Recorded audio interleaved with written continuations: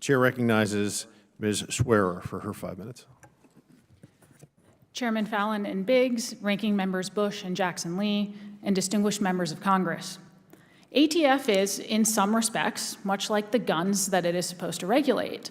In a vacuum, ATF is neither inherently good nor inherently bad. It depends in large part on who controls it and the ends for which its power is exerted. Like all branches or forms of government, ATF is imbued with certain coercive powers that can be wielded either properly or improperly, and for either constitutionally sound or abusive purposes. ATF is not some natural-born villain. The agency was neither conceived in constitutional sin, nor did it come out of the executive branch womb covered in iniquity. It has the potential for tremendous good, and at its best, ATF plays a vital role in keeping Americans safe from violent crime. Unfortunately, ATF also has a habit of turning into its worst self when left unsupervised by Congress for extended periods of time. And that's a problem, because at its worst, ATF tends to use its vast and often unchecked regulatory powers to accomplish through agency rulemaking the very types of unreasonable and unconstitutional gun control measures that elected officials couldn't accomplish through the process. The litany of recent abuses is long. Just last year, ATF, at the prompting of the president, implemented a zero-tolerance policy for violations by federal firearms licensees that has dramatically increased the number of licenses the agency revokes. Where the agency used to see itself as partners working with FFLs to ensure compliance with the vast array of federal gun laws, almost overnight it turned itself into an antagonist. The new policy presumes that many violations merit revoking that many violations merit revoking a license absent extraordinary circumstances, even for first-time violations. This zero-tolerance policy often applies to situations that are basically clerical errors or paperwork mistakes that don't result in any actual harm. And this is particularly ironic given ATF's propensity for sloppiness with its own firearms and records, which has sometimes resulted in actual harm.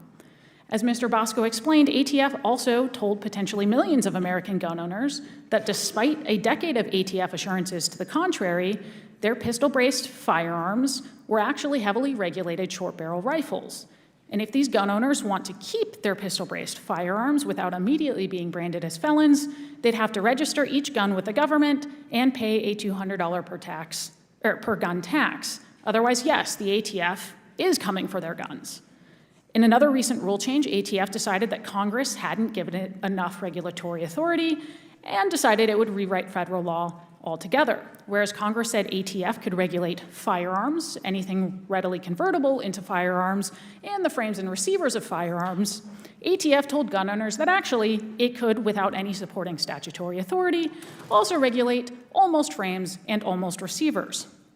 In addition to increasing the number and complexity of records that FFLs must maintain, ATF told them that these records must now be maintained indefinitely instead of for 20 years as under the old rule.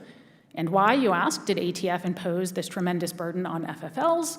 Well, because it might help the agency in 0.002% of gun traces where having records older than 20 years might meaningfully further an investigation. And not all of ATF's malignant actions are recent.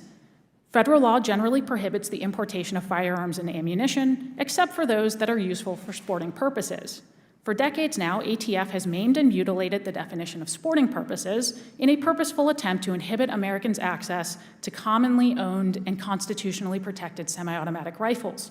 Despite the fact that millions of peaceable Americans routinely use these firearms for legitimate sporting purposes, to say nothing of other lawful uses, ATF continues to defy reality by insisting that they are not, in fact, useful for the sporting purposes.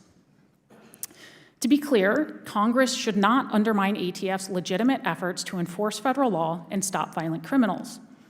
But it should absolutely step in to restrict ATF's discretion as to where it should focus its efforts and how it should wield its vast regulatory powers. It can and should consider statutorily undoing ATF's recent and not so recent attacks on the Second Amendment rights of peaceable Americans. You've asked us today, when is enough enough? How long, O Lord, will ATF continue being its worst self at the expense of peaceable Americans? Respectfully, the Constitution provides a clear answer. It's enough when you say it's enough, and it will continue until you do something to stop it. In my written submission, I've outlined a number of specific ways in which Congress can begin undoing ATF's problematic attacks on the Second Amendment and the separation of powers and prevent the agency from using these same abusive tactics in the future. I look forward to your questions on these important corrective actions.